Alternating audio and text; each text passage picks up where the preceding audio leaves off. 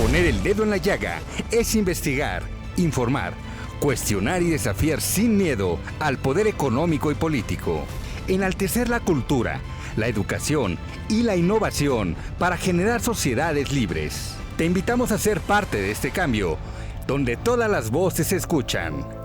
Con Adriana Delgado. Gibran Ramírez Reyes. Cursó su licenciatura en Ciencia Política y Administración Pública en la UNAM, institución donde obtuvo la medalla Gabino Barreda en 2012 al mérito universitario por mejor aprovechamiento. Es maestro también en Ciencia Política por el Colegio de México y doctor en Ciencia Política y Sociales con mención honorífica por la Universidad Nacional Autónoma. Así es, muy nerd, siempre. Bueno, casi siempre, menos la prepa. Yo sé que una gran influencia en su vida ha sido su abuela Odilia.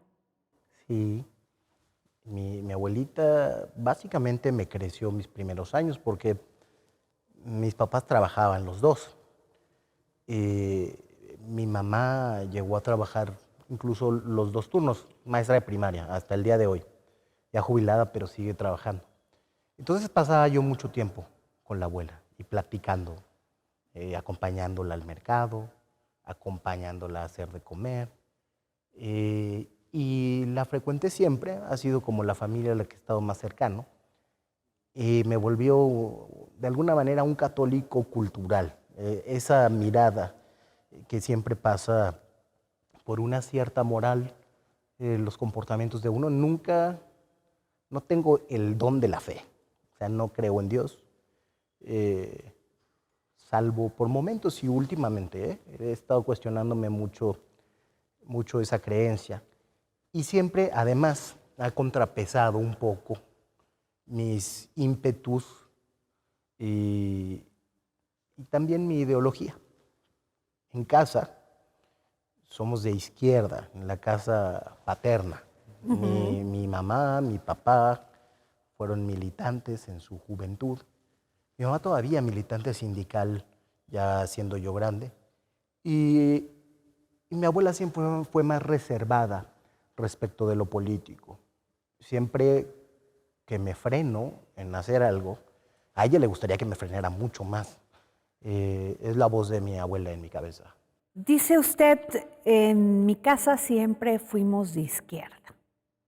¿A qué edad empezó usted a concebir que podía dedicarse a la política o ser quien analizara la política?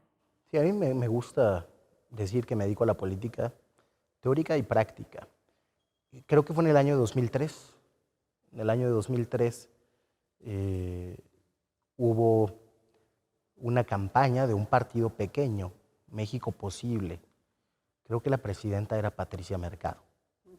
Tenía una agenda de izquierda, progresista.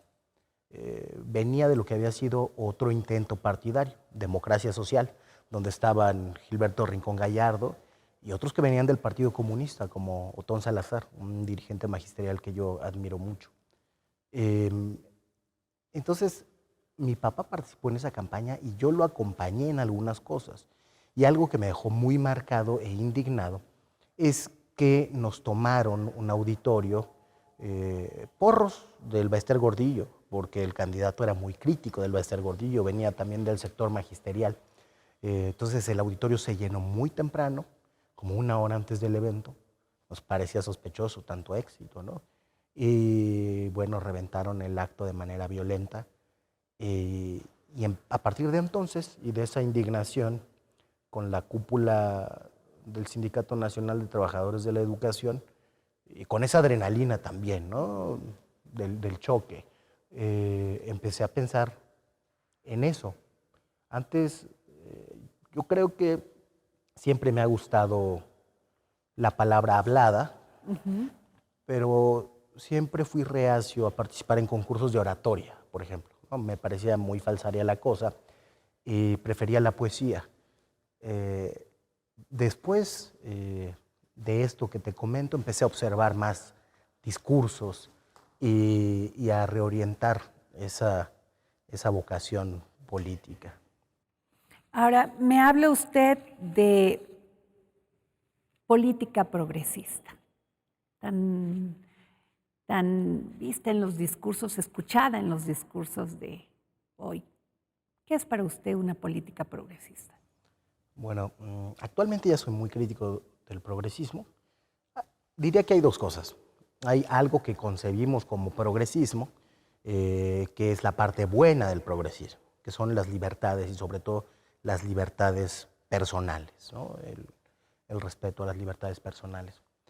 Pero esto ha venido acompañando el discurso del progreso, que siempre es material.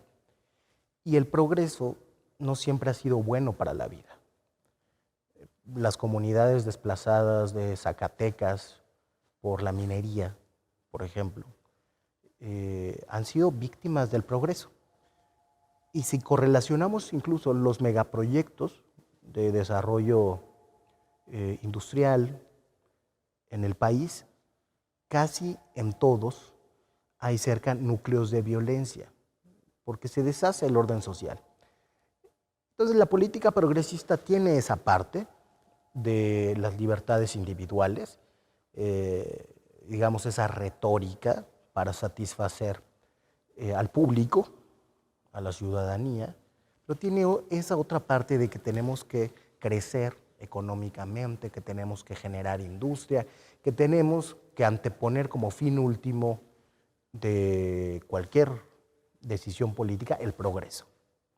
Gibran, sin embargo, pues en un mundo globalizado estamos sujetos a los cambios, al desarrollo de otros países que pues también afectan a un país como el nuestro, donde tenemos pues océanos por todos lados y que muchas veces el progreso está pues unido a que la gente tenga precisamente o conquiste esas libertades. ¿Qué es para usted la libertad? Bueno, por una parte libertad es que nadie lo moleste a uno mientras uno no esté molestando a los demás y por la otra, tener medios para autodeterminarse. Okay. Entonces, la libertad tiene esa parte de que no te prohíban cosas, pero es mucho más importante la parte positiva, de que tengas herramientas para autodeterminarte. Si no tienes una buena educación, Exacto. si no tienes comida todos los días, si no tienes una vivienda digna, no tienes condición para decidir muchas cosas sobre tu vida. Tienes que estar a las necesidades vitales más inmediatas.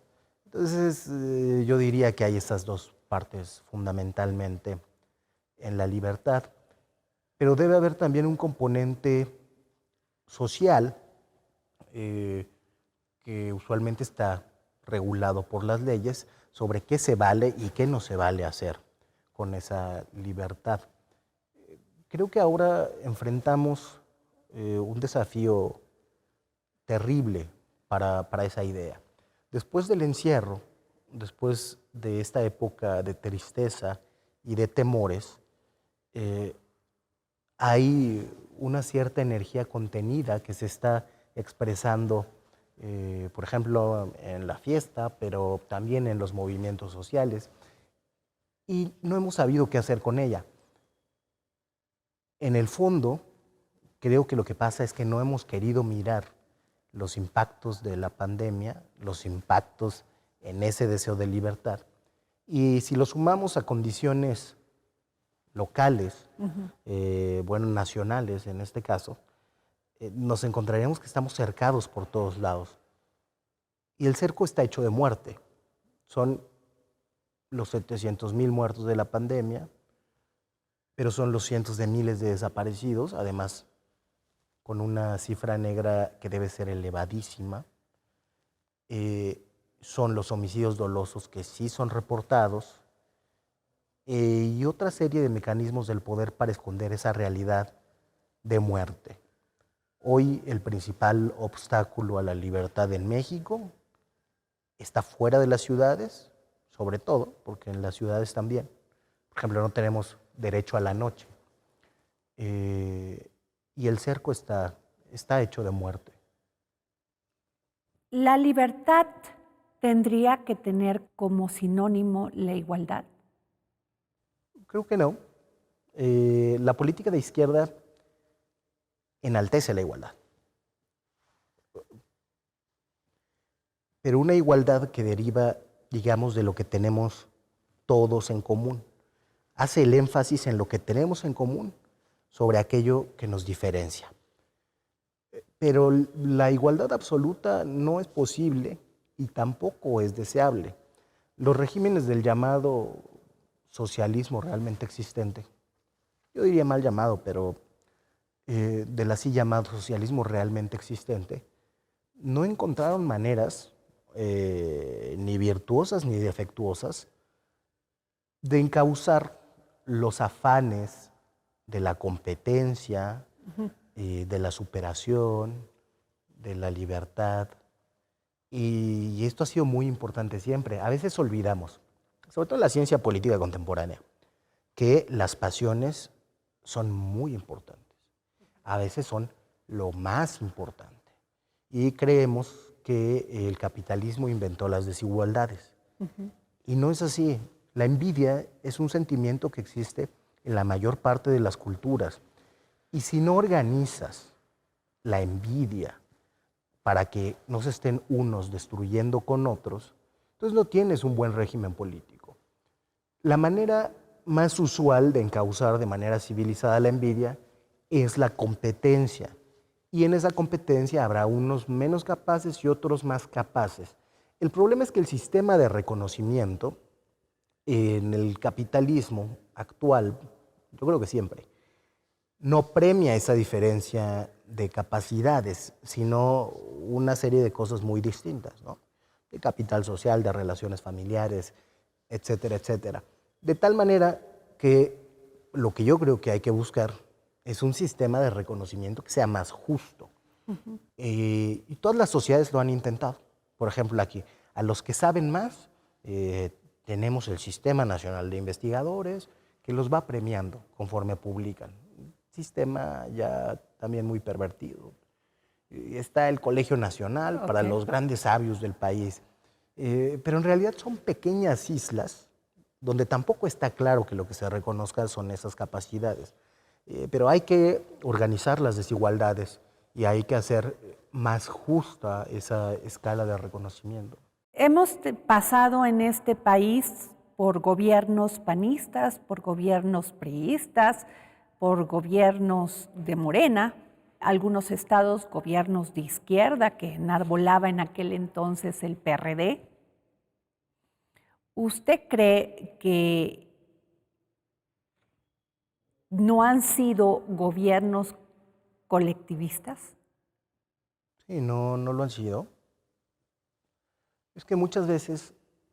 ¿El PRI no le parece que ejerció una ideología colectivista? Bueno, si nos vamos a la historia del siglo XX, yo creo que sí tuvo buena parte de eso. Y con buenos resultados. Del 54 al 70, la clase media se duplicó. La clase media que después se convirtió en el puntal del antipriismo.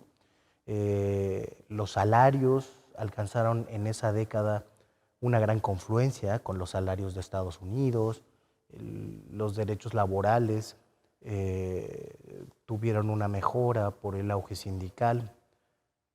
Es una relectura que no hemos hecho de ese tiempo, pero el último coletazo colectivista seguramente fue el gobierno de Luis Echeverría, que promovió una política internacional que se fue gestando desde los años 50. Unas ideas que compartía él con Salvador Allende sobre una política exterior que diera derechos a las colectividades. Pero releer esa historia creo que es necesario para plantear futuros posibles. López Obrador lo hizo, estoy seguro. Tiene echeverristas trabajando con él. Bueno, ya corrieron a Ovalle, que era el secretario particular de Luis Echeverría. Segalmex. Sí, lo corrieron. Fraude, Segalmex. Sí, un desfalco enorme, cuya historia ojalá algún día se sepa, porque parece estructural al Estado mexicano. ¿Por qué, Gibran? Las campañas... ¿Qué se tiene que saber de esa historia? ¿A dónde fue el dinero? ¿Y para qué se utilizó? En México tenemos un sistema electoral simulado. Todo mundo simula. Entonces tenemos topes de campaña para lo que es ridículos. Entonces, mucha de la gente que nos vea dirá, 900 millones de pesos, ¿y te parece ridículo, Gibran? Bueno, hay que ver cuánto se gastan en realidad. 900 millones de pesos se pueden gastar en una campaña de un estado chico. Es más, en una presidencia municipal. En una presidencia municipal grande, imagínate, ¿cuánto costará la campaña en Ecatepec? Debe costar bastante cara. Hablando en corto con personas de la clase política que se dedican a eso, municipios que tienen como tope de gastos de campaña 700,000 pesos, gastan 20 millones de pesos. Entonces, de algún lugar sale todo eso. En el PRI estaba claro que Rosario Robles tenía una función de operación electoral. Cuando gana Alfredo del Mazo, todo el mundo le hace una valla y le aplaude en Los Pinos. Y podemos inferir que la estafa maestra le decían, ¿no? Estuvo asociada a lo electoral. Lo que tendría que saberse del caso de Segalmex, que es de un monto superior. 15,000 millones. De 15,000 millones. Está asociado también a las campañas electorales. Y lo que voy a decir no es cómodo de pensar, pero creo que tenemos que considerar en qué medida la democracia y la transición a la democracia es también una de las causas de la violencia.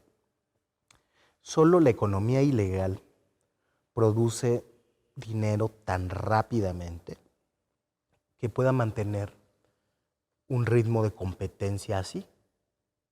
Y las grandes competencias en campañas electorales requieren grandes financiadores. Y hay legales y hay ilegales.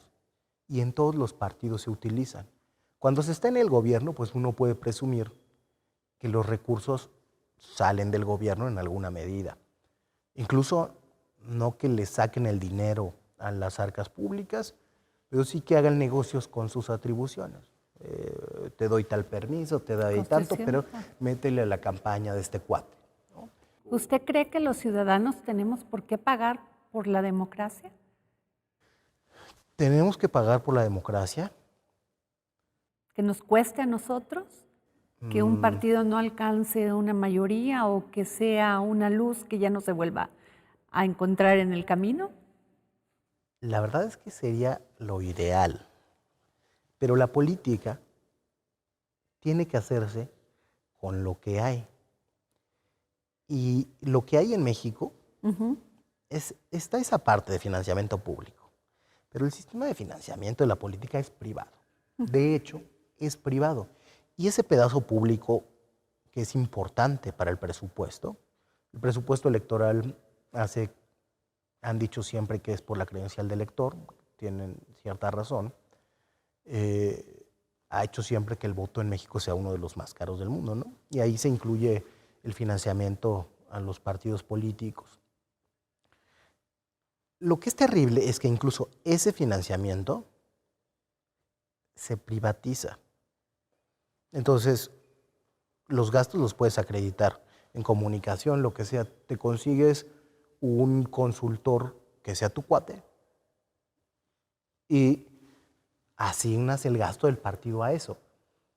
Porque la lana, la gran lana, viene de los patrocinadores de las campañas, de los que tienen intereses en ganar esto o aquello. Entonces, es la lana que no se ve. Sí, entonces es el peor de los mundos porque el financiamiento público lo privatizan y los intereses terminan mandando. repito, en todos los partidos políticos y salvo honrosas excepciones. Habla usted de un punto muy importante, el tema de la delincuencia, de lo que genera esa economía informal, esa economía de concesiones no hablemos de empresarios, hablemos de grupos, y en esos puede haber grupos delincuenciales. Ya rebasó cualquier expectativa de paz que pudiésemos haber tenido, no solamente con los gobiernos panistas, priistas, sino ahora morenistas. Es terrible las desapariciones, es terrible los secuestros en las sierras de Guerrero, de Chiapas, es terrible los feminicidios. El tejido social se desquebrajó. ¿Qué pasó? ¿Qué pasó con ese Morena que nos iba a dar seguridad a todos los mexicanos y mexicanas?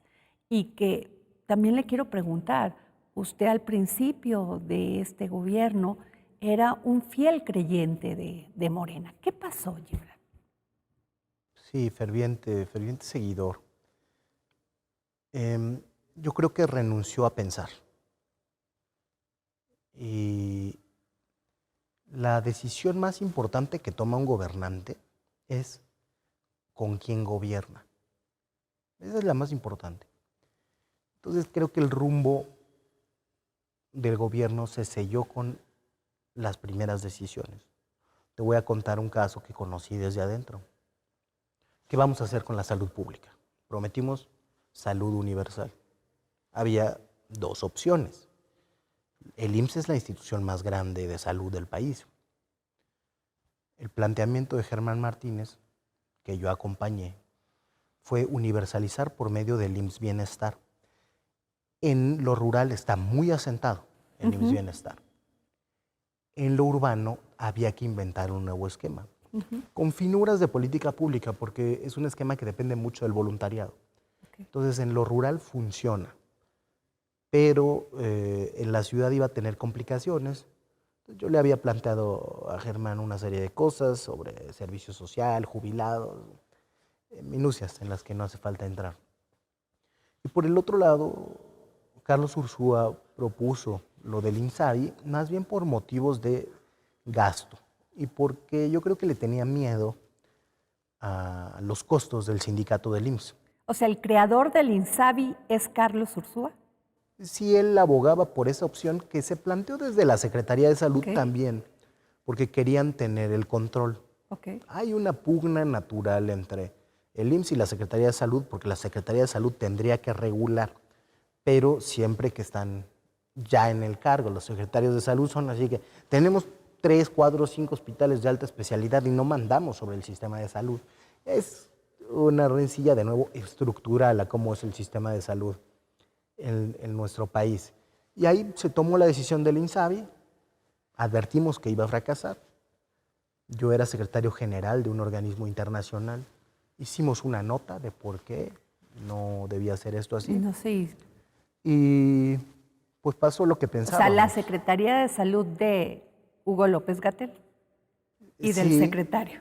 Sí, aunque el INSABI siempre estuvo en manos del presidente de la República, digamos, de su grupo político más cercano.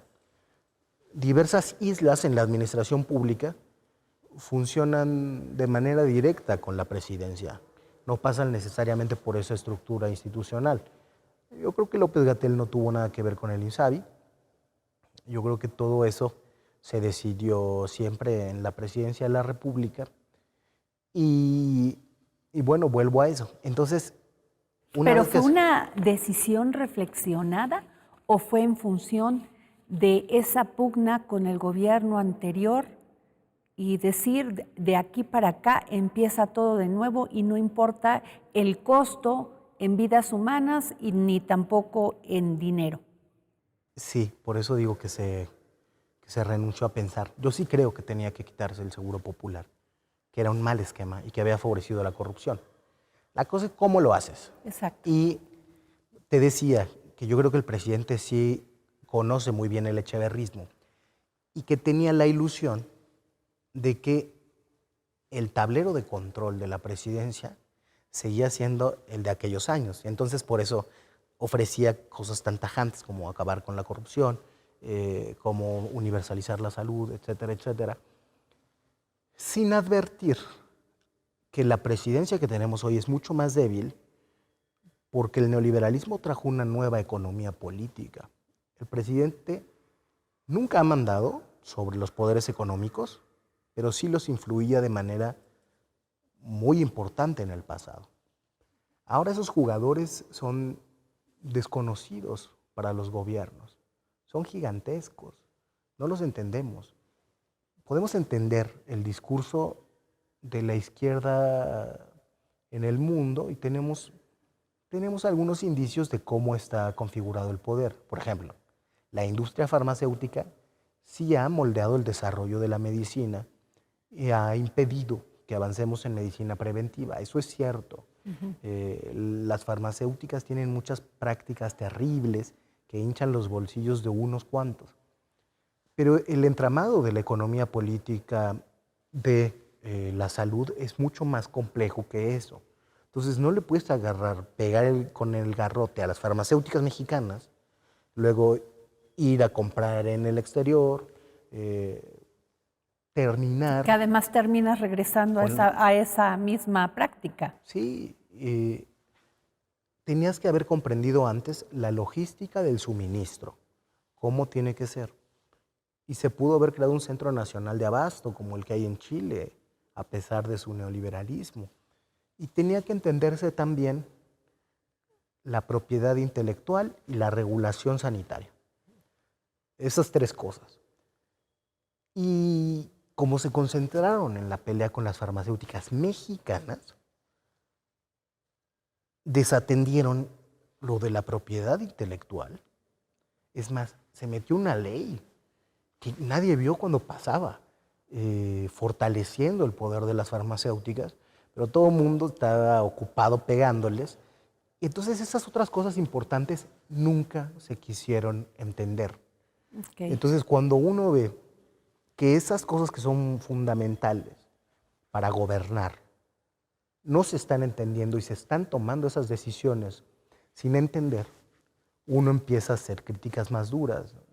Mi primera crítica dura fue lo del sistema de salud, muy temprano en el sexenio. Y presentábamos... ¿Hubo voces que le decían, ¿por qué criticas así? ¿Te van a hacer de lado? Siempre, siempre. Sí, y bueno, ha sucedido. ¿Lo amenazaban? ¿Conoce parte de este grupo selecto de Morena? Mira, la verdad es que yo nunca he pertenecido a la crema innata de Morena. En ningún lado, ¿eh? Pero lo defendía usted, Gibran. Sí. Y mi pregunta sería, ¿qué era lo que usted admiraba de Andrés Manuel López Obrador? Admiraba a Andrés Manuel, jefe de gobierno de la Ciudad de México. Siendo yo, pues primero un niño y después un adolescente, para mí hubo una cosa que fue muy impresionante, que hizo el primer año. No sé si tú te acordarás, que su promesa fue terminar las obras que habían iniciado los gobiernos anteriores y que estaban abandonadas. Y lo hizo el primer año. Entonces, a mí me cambió la vista de la ciudad. Ver esa serie de cambios con un López Obrador que además era mucho más pluralista. Se llevaba bien con la oposición. Solamente Arne le hacía los cacerolazos y cosas así por el estilo. ¿Había diálogo? Sí, claro. ¿Usted cree que es importante el diálogo con la oposición cuando eres quien ejerce el poder? Claro. Cuando fue el movimiento de desafuero, una de las cosas que provocó la efervescencia fue que el presidente dejara de ir al Congreso a entregar el informe y a dar su discurso anual. Okay. Y una de las cosas que se prometió era que eso se volvería a hacer cuando hubiera normalidad política. Es decir, cuando no proscribieran a ningún jugador del terreno democrático.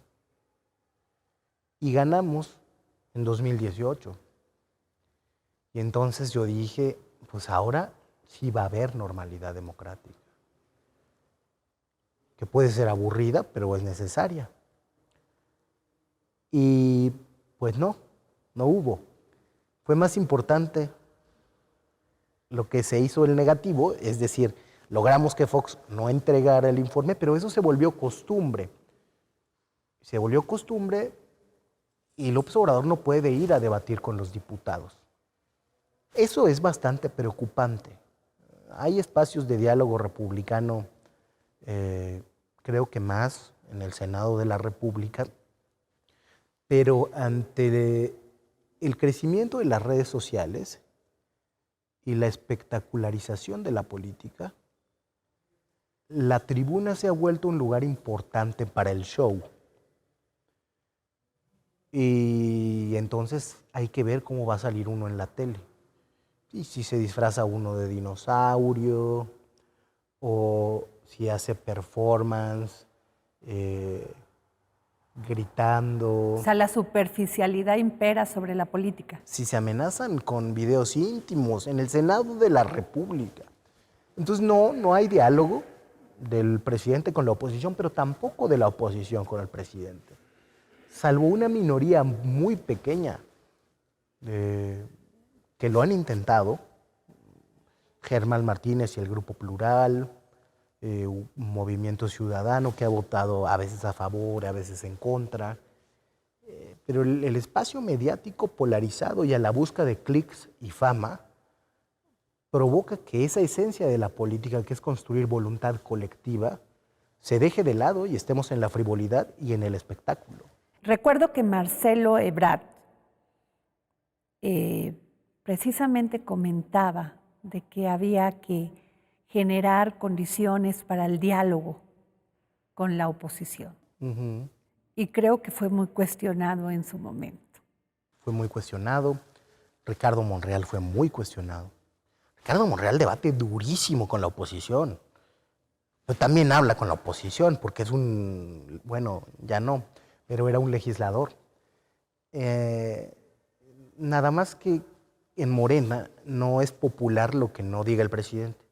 Si el presidente hubiera dicho, abramos un gran diálogo nacional y convoquemos a la oposición, es más, invitemos a los que quieran sumarse a Morena, lo que se ha hecho, pero mal, ¿no? Por candidaturas nada más, todo el mundo le habría entrado a eso. Pero como el criterio propio escasea en buena medida en Morena, es importante la fe, pero lo es en todos los movimientos políticos. Y una de las cuestiones por las que un dirigente político tiene poder es porque las personas confían en que el dirigente ve algo que los demás no están viendo. En Morena esa lógica se radicaliza. Entonces hay que hacer lo que está viendo el presidente. Y si la iniciativa no viene de él, una iniciativa autónoma de alguien más, hay que sospechar de ese alguien más. Y esa dinámica ha generado lo que yo he llamado una conspiración de mediocres. Todo mundo acepta el talento en cuanto esté subordinado a la mediocridad, en cuanto no alce la voz, que sirva para operar las cosas, pero no para decidirlas, para proponerlas. Y esto de que en Morena vale mucho más la lealtad que la capacidad, que ha dicho el presidente con todas sus letras. Eso me lleva a avanzar con una terrible desconfianza.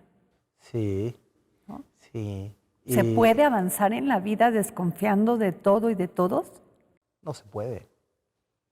No, la base de la sociedad es la construcción de confianza. Y los gobiernos en ese sentido tienen que ser guardianes de la confianza, no sembrar la desconfianza. Entonces en política sucede lo mismo. En los viejos partidos del siglo XX, de izquierda y de derecha, se generaba un ambiente de una confianza en cosas mínimas, de formas por lo menos, ¿no? Y estos partidos avanzaron y construyeron grandes cosas. Al PRI le pueden regatear lo que sea, pero no la educación pública. Esa construcción de confianza política que permitía embarcarse en grandes proyectos sin el temor de que los siguientes, de que los sucesores los echaran para atrás, es la base de la mejora de la vida colectiva que vimos en el siglo XX. En cambio, con el ambiente de desconfianza que se genera de que cualquier disenso es una traición, lo que incrementa es la incertidumbre sobre los acuerdos. Entonces, con desconfianza, tienes que acabar el Tren Maya en este sexenio, porque quién sabe si el que viene sea un traidor y no quiere acabarlo y se tiró el dinero y ya. Con desconfianza, entonces hay que imponer desde el gobierno una candidata, porque quién sabe si gana otro, quién sabe qué va a hacer con nosotros, nos va a perseguir, ¿no? Con desconfianza empieza la dinámica destructiva. Es una dinámica que yo creo que sí empezó con lo del desafuero. La desconfianza de que dejar ganar al partido de izquierda o de que tuvieran un candidato fuerte, que generó este círculo de agravios. Los antropólogos le dicen reciprocidad negativa. Pero creo que una historia contemporánea de México tendría que contar el desafuero, la guerra contra el narco de Calderón. Bueno, el desafuero, la elección sucia, el fraude electoral. Yo creo que sí hubo fraude electoral. El gobierno de Calderón, el enfrentamiento, la legitimación y una serie, y la política vista como una sucesión de agravios. Entonces ya yo te voy a meter a la cárcel a ti, como le dijo Anaya a Enrique Peña Nieto. Y entonces Peña moviliza el aparato del Estado para demostrarle quién manda y se pierde este componente que tuvimos muy brevemente entre el 97 y el 2003, 2004, de civilidad política. Ahí empezó la desconfianza y hoy es el reino de la desconfianza. Y en Morena eso se radicaliza porque es toda una relación personal. Y entonces, Gibran, ¿por qué abrir, el presidente da a conocer las corcholatas hace 3 años y agarra su sombrilla y la abre? Y dice, pues ahí están todos los que quieran participar para estos comités de defensa de la Cuarta Transformación, que además tenían que tener claro que era defender la Cuarta Transformación. Y en ello, pues confía Marcelo Ebrard, Ricardo Monreal, Adán Augusto y todos los que se inscriben, en la confianza de que se iban a llevar a cabo encuestas que iban a garantizar limpieza, transparencia. Marcelo Ebrard dice, no es cierto, no, ni hubo equidad, ni hubo transparencia. Sí, la desconfianza que se ha ido construyendo siempre es desconfianza del otro. Entonces hay un núcleo de confianza. ¿Por qué le tiene desconfianza el presidente a Marcelo Ebrard? Fue su secretario de Relaciones Exteriores, fue quien fue a arreglar el tema de la vacuna cuando no teníamos vacuna. ¿Por qué? Lo acompañó durante años en este camino político. Porque sabe de política y porque en las relaciones políticas a veces hay una serie de agravios que se acumulan y que revientan cuando el otro está en el poder. Entonces, al ser un tipo que además sabe cómo operar las cosas, que tiene una capacidad para lidiar con sus adversarios formidable. Lo único que creo que no hace bien, bueno, quién sabe, es la política territorial, pero es un político muy completo. Sus enemigos, pues algunos se jubilaron de la vida pública, pero Marcelo Ebrard es un tipo de cuidado, ¿no? Si estás mal con él. Entonces, yo creo que puede haber cierto temor en eso, que Ebrard lo sospechó, y por eso, como una muestra precisamente de confianza, ofreció crear la Secretaría de la Cuarta Transformación, ¿no? Como decir que le iba a respetar su gran parcela de poder al actual presidente Lo leyeron mal. López Obrador. Sí, y bueno, la reacción fue de todos modos no confiamos en ti, ¿no? La reacción mediática, la carta de que yo no aceptaría de parte de Andrés López Beltrán. Yo creo que eso Marcelo siempre lo ha sabido. Y yo creo que entró al proceso de la encuesta con desconfianza. Todo el proceso fue de desconfianza. Sí. Señaló que hubo grupos, señaló la inequidad de estos grupos que incluso el día de la elección operaron a favor de la candidata. Ahora, yo le quiero preguntar, ¿cuál es el destino que le toca a Marcelo en este momento? Yo creo que Marcelo... O el que va a decidir, no el que le toca, el que va a decidir. Yo pienso que Marcelo agotará las vías en el partido, en el Poder Judicial, y tomará una decisión. Marcelo Ebrard tiene que ver al futuro. Es lo único que le queda. No puede ponerse a pegar al presidente López Obrador porque fue su secretario de Relaciones Exteriores todo el gobierno. Entonces, lo que se haya hecho bien y se haya hecho mal en el gobierno, pues lo vio. Entonces, tiene que hablar de futuro. Yo creo que eso es también una oportunidad para que el discurso político salga de la confrontación estéril. Y yo pienso que él va a aprovechar la oportunidad. Sí lo veo participando en el proceso de Movimiento Ciudadano. Ojalá, yo siempre digo, ojalá se anime. O sea, salir de Morena y ser candidato a la presidencia por Movimiento Ciudadano. Tal vez te lo digo porque a mí me gustaría. ¿Usted participaría con él? Tendría que hablar con él, pero sí, digamos que sí es una opción que me entusiasma más que Claudia Sheinbaum, y sobre todo la gente que acompaña a Claudia Sheinbaum, que han sido muy sectarios y han ido aplastando a todo mundo. Pensaron que iban a hacer lo mismo con Ebrard, porque las encuestas siempre han sido un gran engaño en Morena.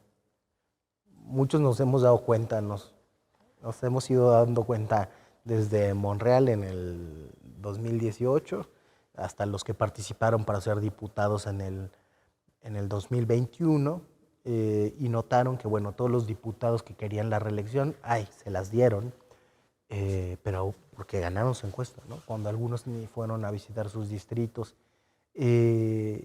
Confiaron en que le iban a hacer lo mismo a Marcelo. Pero Marcelo, de manera muy inteligente, hizo una red territorial que documentó todo lo que estaban haciendo. Claro. Y esa documentación nunca la habíamos tenido. O sea, él lo puede decir con las pruebas. Y que de esa denuncia salga una propuesta, repito, sin pelearse, porque no se puede, porque ha sido corresponsable en este gobierno, sí plantear una campaña en otros términos. Es a mí lo que me gustaría. Por eso, ojalá lo reflexione. Y aunque el tono de la política está muy feo en estos momentos, es una oportunidad que no va a volver a tener. Entonces, está en él decidir si reedita a Manuel Camacho Solís o si intenta ser presidente de la República. Gibran, usted es doctor en ciencia política, es un hombre que ha conocido de la administración pública, es un hombre que ha tenido una trayectoria política. Tiene usted 33 años. ¿Cómo plantea este México? ¿Cuál es el México que usted quisiera en 10 años? Muy modestamente, un México donde la muerte no sea el rasgo fundamental de la vida colectiva, la muerte y la violencia, y donde los niños tengan educación pública, un hogar seguro y acceso a salud. Va a ser muy complicado arreglar el país para todos. Sin una gran reforma fiscal y sin generosidad de los empresarios, no alcanza. Quizá lo que te digo es mi sensibilidad de padre novato, pero creo que si queremos empezar a arreglarlo, tenemos que empezar a arreglarlo para los niños. El centro de la política tienen que ser los niños, porque de eso va a depender, no sé si soy muy dramático, pero la viabilidad del país. De aquí a 2050 tendrá lugar una transición demográfica que nos llevará a ser un país de viejos. A esos viejos que seremos nos va a mantener el gobierno, por lo menos para sobrevivir, si la pensión implementada por el presidente López Obrador continúa. Eso es una carga fiscal creciente que en este momento ya empieza a ser poco viable. Imagínate lo que significará en 2050, sumado a la crisis del sistema de pensiones que ya existe. Los niños de este momento... Tan solo las pensiones se llevan 2 billones de pesos. Sí, es otra de las cosas que no se quiso atender. Hicimos una propuesta también de reforma en materia de pensiones. López Obrador abrazó la propuesta del Consejo Coordinador Empresarial. Entonces, la crisis más bien se ha ignorado. Los que van a cargar con eso son los niños de hoy. Y los niños de hoy son niños de pandemia, son niños con rezago escolar, son niños con libros de texto que son muy malos, esos libros de texto. Víctimas de la violencia, huérfanos. Desaparecidos. Desplazados. Tenemos que atender a esos niños, tenemos que atender su salud mental, tenemos que remontar el retraso en leer y en escribir de estos años de pandemia. En eso tendríamos que estar y no estamos. Entonces, con eso me conformo, con que deje de ser un país con la muerte como principal signo identificador, que no lo queremos ver ahorita. Lo vemos si pasa en Israel, en Gaza, pero no lo hemos querido ver en México. El presidente se niega a creer que eso sea la realidad. Yo tengo cada vez más conocidos con familiares desaparecidos, incluso aquí en la zona metropolitana. Al presidente, como a todos los presidentes, su grupo cercano lo tiene aislado de la realidad. Pero tendrá que llegar el momento en el que miremos hacia atrás y en el que los capitalinos y los citadinos, yo creo que de las principales 10 ciudades del país donde se hacen los medios de comunicación, empecemos a mirar al resto de ciudades, a las otras 140 ciudades medianas del país, donde la violencia sí es un hecho cotidiano y frecuente. Ese momento tendrá que llegar y tendremos que construir país desde ahí para el futuro. El problema es ese, cómo llegamos con país de aquí a 2050 para que esto siga funcionando, aunque seamos una sociedad de viejos. Muchas gracias por esta entrevista, doctor Gibran Ramírez. Gracias. Gracias por a usted, estar Adriana. aquí en El Dedo en la Llaga.